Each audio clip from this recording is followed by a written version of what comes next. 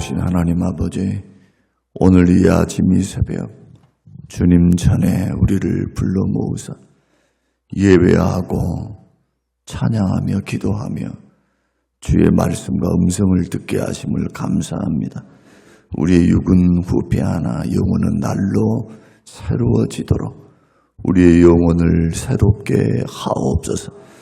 하나님의 은혜로 살게 하시되 주께서 공급하시는 그 모든 것을 믿음으로 받게 하시고 구하고 찾고 문을 두드릴 때 열리는 축복, 얻는 축복, 찾는 축복이 임하게 하옵소서. 감사드리오며 예수님 이름으로 기도합니다. 아멘. 아멘. 요한복음 4장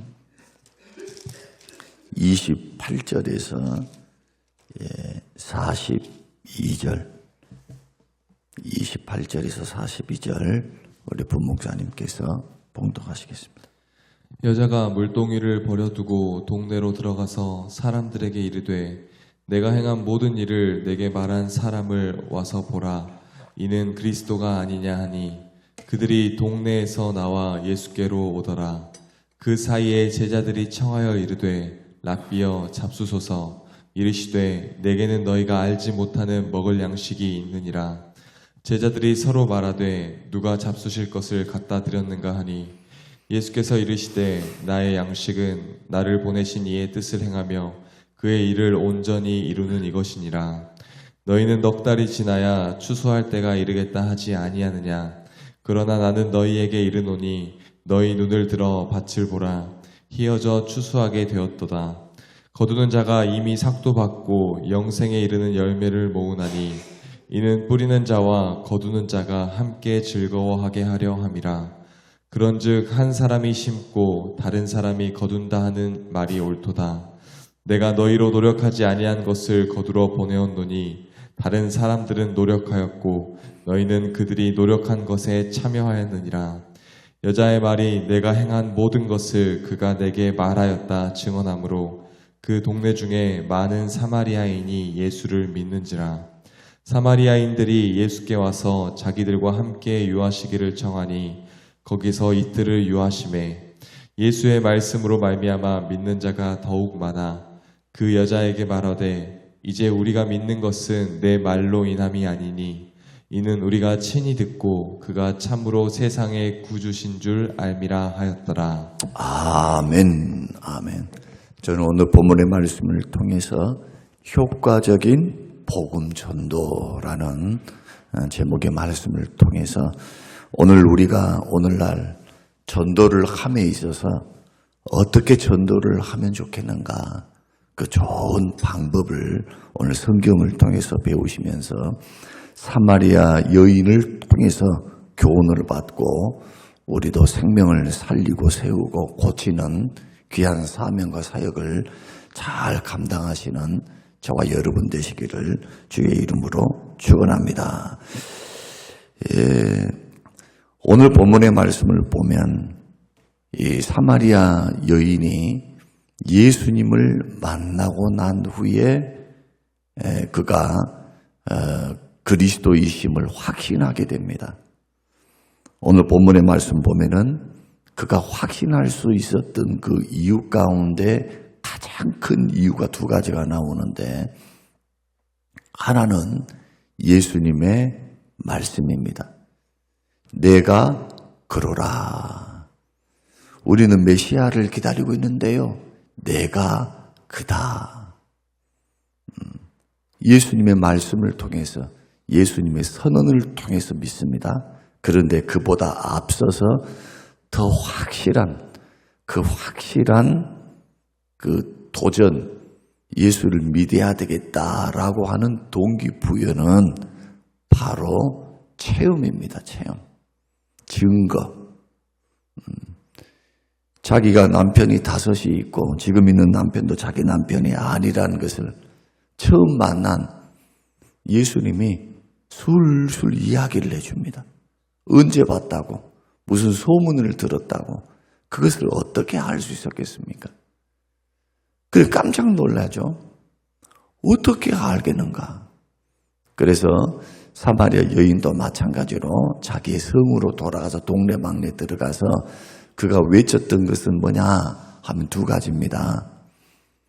이분은 그리스도다라고 하는 첫 번째, 두 번째는 내가 행한 그 일을 나에게 다 말한 바로 그분. 자기의 행실이 못됐고 죄를 짓고 있었는데 그것을 소상하게 가르쳐준 이분은 메시아가 아니면, 하나님의 아들이 아니면 어떻게 알겠는가 라고 하는 그러한 증언입니다. 그래서 오늘 본문의 말씀을 통해서 효과적인 전도 방법은 어떤 것이어야 하겠는가? 어제 말씀을 통해서는 예수님의 양식, 예수님께서 양식으로 삼으셨던 것이 바로 하나님의 뜻을 행하는 것과 그 뜻을 온전히 이루는 것. 이것이 주님의 양식이다. 생명 살리는 일이죠. 생명 살리는 일을 끝까지 이루는 것이 예수님의 양식이었다. 하루 세 끼 밥을 먹으면 세 끼 밥을 먹는 그것이 바로 예수님이 하셨던 그 일이었다 한다면, 어제 말씀을 상기시켜 보면 예수 믿는 믿음의 사람들도, 주변에 있는 많은 사람들, 교회 안에 있는 많은 사람들, 여하튼 믿음이 좋은 사람만 있는 것이 아닙니다.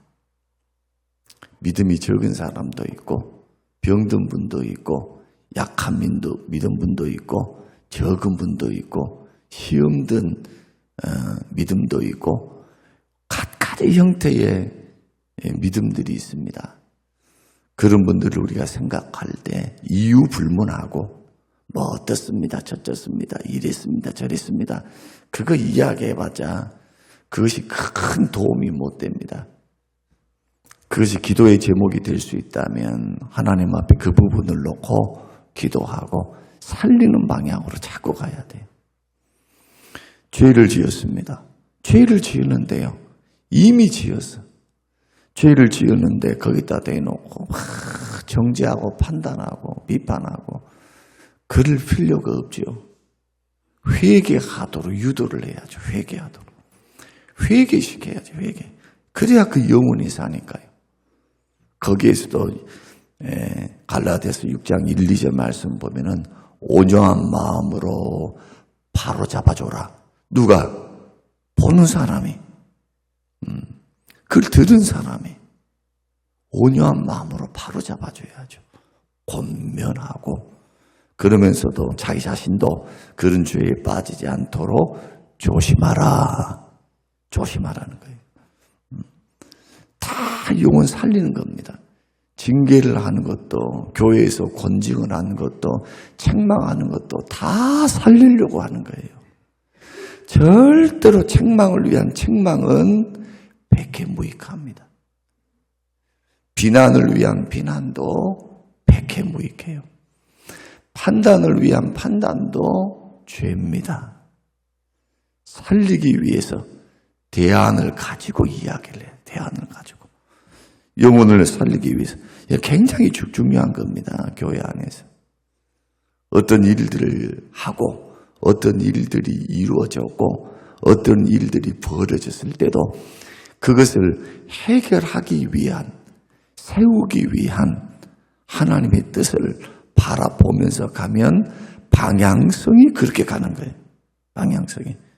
그러나 판단과 잣대를 가지고 옳고 그름이라고 하는 큰 잣대만을 가지고 들이대면 바리새인이 되는 것이고요. 그 길에는 정죄밖에 없어요. 왜? 율법은 살리는 기능이 없으니까. 율법의 기능은 죄를 깨닫게 하고 정죄하는 기능밖에 없어요. 그러나 복음은 살립니다. 죄인들을 살리는 기능이 바로 복음의 기능. 그래서 예수님은 은혜와 진리가 충만하시다. 어제 말씀이 그런 말씀이었다면 영혼을 살릴 수 있는 그런 효과적인 복음 전도는 어떻게 해야 하는가? 첫째는 복음 전도의 기회를 놓치지 말라는 겁니다. 오늘 이 여인이 했던 예수님이 메시아구나. 예수님은 평범한 분이 아니구나.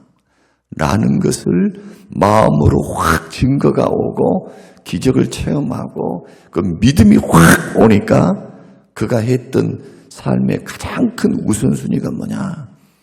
물동이를 버려두고 뛰어간 겁니다. 복음 증거하러. 예수 만나고 난 후에 삶의 우선순위가 변했다. 지금 이 여인은 한낮에 자기 가족들이 먹고 자기도 먹을 수 있는 이 물, 생명의 물을 길러 온 겁니다. 그러니까 가장 필요한 게 뭐겠습니까? 먹는 거죠. 물입니다. 그리고 행실이 별로 좋지 못하니까 주변 사람들에게 별로 행실이 못하라고 하는 증거를 받았으니까 부끄러웠을 거예요.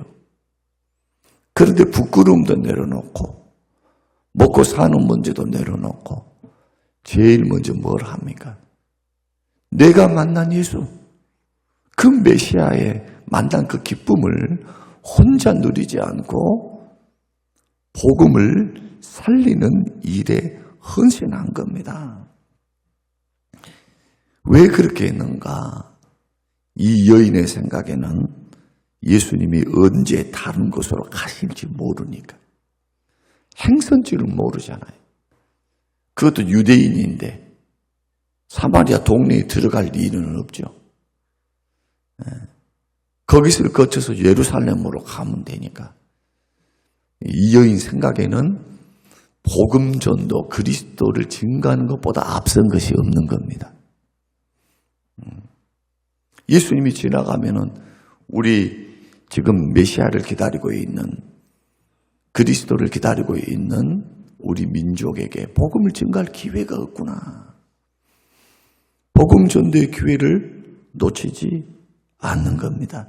그러니까 복음을 전하지 않으면 안 되겠다고 하는 뜨거운 소운이 일어난 거죠. 우리가 곰곰이 생각해 보면 이 세상을 살아갈 때 가장 시급한 게 뭘까? 여러분, 성경의 눈으로, 하나님의 눈으로 한번 곰곰이 생각해 보십시오. 지금 이 지구상에서 가장 급한 게 뭡니까?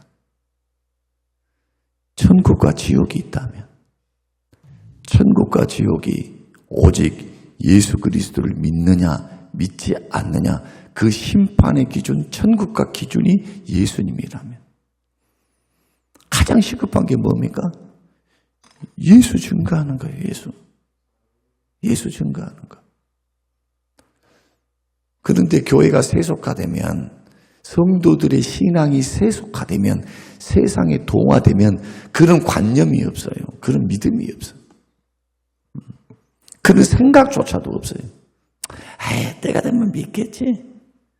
또 기회가 있겠지. 예정론을 오해하는 거죠. 예정론을 오해하는 거예요. 하나님의 주권을 오해하는 거예요. 하나님의 주권과 우리의 책임이 언제나 성경은 두 가지를 강조합니다. 두 가지를 강조해요. 하나님이 하신 일에 그냥 하나님 하시니까 나는 가만히 있어야지가 아닙니다. 기도 열심히 했습니까? 뭔가 도와달라고 했습니까? 열심히 일을 해야 돼요.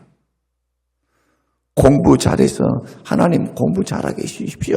좋은 대학 가게 해주십시오. 열심히 기도했습니까? 응답은 주님의 주권이에요. 그러나 우리의 책임, 심는 거, 이것은 우리가 해야 돼요. 거기에 심어놓은 곳에 하나님이 축복을 부으시는 겁니다. 이것도 믿음이에요. 믿음으로 순종하는 거. 은혜 받아서 구원 받았으니 이제부터 가만 놀아라. 아닙니다. 은혜 받고 구원 받았으니 하나님의 자녀답게 살아라. 너의 아버지가 거룩하니 너희도 거룩하라. 그러니까 죄 짓고 살면 안 되는 거예요. 생각과 마음도 세속적이면 안 되는 겁니다. 주님의 생각을 닮아야죠. 믿습니까? 주님의 생각을 닮아가는 거. 세상에 사니까 세상의 영향을 받을 수밖에 없어요. 그러니 세상의 영향을 덜 받고 하나님의 영향을 더 받기 위해서 말씀을 주야로 묵상하고 부지런히 기도하는 거예요. 말씀을 붙들고. 그 가운데 하나가 뭐냐? 우리는 세상을 바라볼 때 두 가지 눈을 바라볼 수 있는 두 가지 시각이 있어야 합니다. 믿음의 눈, 성경을 통해서 믿음의 눈으로 바라보고 영적인 눈이 열려야 되고, 하나는 육의 눈을 보고 세상을 분별해야 돼요. 아, 지금 이때는 어떠한 때인가? 주님이 마태복음 24장에서 너희는 하늘을 보고 천기를 분별할 줄 안다. 천기. 비가 오겠는가? 비가 오지 않겠는가? 날이 맑겠는가? 날이 굳겠는가? 그러면서 영적인 부분에 있어서는 도무지 무지하다. 분별하지를 못한다. 하나님 말씀을 모르면 영적으로 무지한 거예요. 가장 시급한 게 뭡니까? 복음 전하는 겁니다. 은혜와 구원은 지금 받는 거지 내일 받는 게 아니기 때문에, 기회는 지금 있는 것이지 미래는 우리의 날이 아니기 때문에, 하나님이 기회를 주시면 복음 전도의 기회, 복음 전도의 감동, 뭔가 성령께서 막 우리 속에 감동을 주시면 그때 하시는 것. 물론 때를 얻든지 못 얻든지 복음은 증거해야죠. 그러나 내가 은혜를 받았다면, 내가 체험을 했다면 체험을 나누십시오. 그 두 번째는 뭐냐? 두 번째는 내가 만난 예수를 증거하라는 겁니다. 효과적인 복음 증거, 성경을 많이 몰라도 내가 만난 예수. 복음 전하는 사람들의 가장 좋은 방법이 자기에게 일어난 체험, 그것을 증거로 전하는 것. 그래서 와보라. 오늘 본문에서도 내가 행한 일들, 내 행실을 다 알고 있는 이분을 메시아가 아닌가? 와보라. 다시 말씀드리면, 내가 예수 만나서, 예수를 믿고 만나서 구원받아서 어떤 응답을 받아서 변화된 나를 보라는 거예요. 변화된 나. 변화된 내가 그리스도의 향기와 편지입니다. 여러분, 변화된 인격, 변화된 마음, 변화된 행실, 그리고 내가 예수 만난 체험, 예수님 만나고 난 후에 응답, 이것을 가지고 복음을 증거하세요. 주변 사람들에게. 당장에 그가 감동을 받고 예수를 못 믿는다 할지라도 예수 믿는 사람은 뭔가 달라. 뭐가 되겠습니까? 그 마음속에 감동을 주게 돼요. 믿지 않는 사람하고 믿는 사람하고 적어도 구별될 수 있도록 구별됨이 반드시 나타나게 돼 있어요. 성령의 역사를 통해서 예수를 만나 변화된 사람에게는 달라요. 기쁨이 있어요. 확신이 있고. 이 여인이 동네방네 자기 이웃에게만 가는 게 아니라 동네 다 돌아다녔거든요. 얼마나 확신이 있고 기쁨이 있고 감동이 있었으면 그 일을 할까요? 낮에 물을 길러 온, 지금으로 말하면 창녀와 같은 사람인데 행실이 별로 좋지 않아. 우리는 부끄러워서라도 그거 못해요. 그는 예수 만난 체험 때문에 복음을 담대히 전하고 있는 이 여인의 모습에서 내가 만난 예수 증거하라. 내가 만난 예수. 세 번째는 가까운 이웃부터 전도해라. 멀리 가지 않았습니다.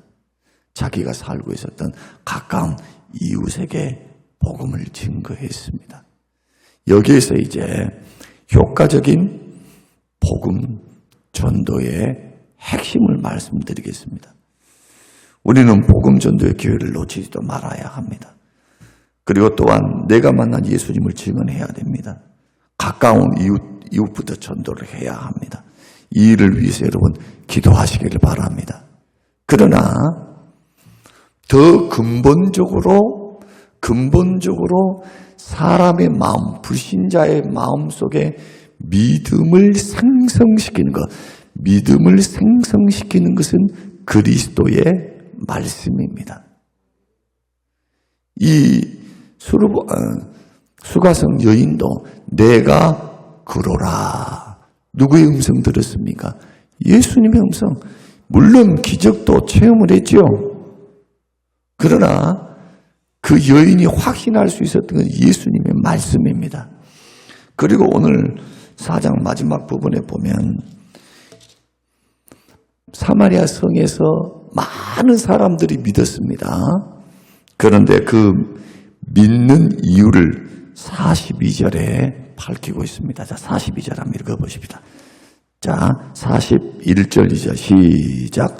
예수의 말씀으로 말미암아 믿는 자가 더욱 많아 그 여자에게 말하되 이제 우리가 믿는 것은 내 말로 인함이 아니니 이는 우리가 친히 듣고 그가 참으로 세상의 구주신 줄 알미라 하였더라. 우리가 친히 듣고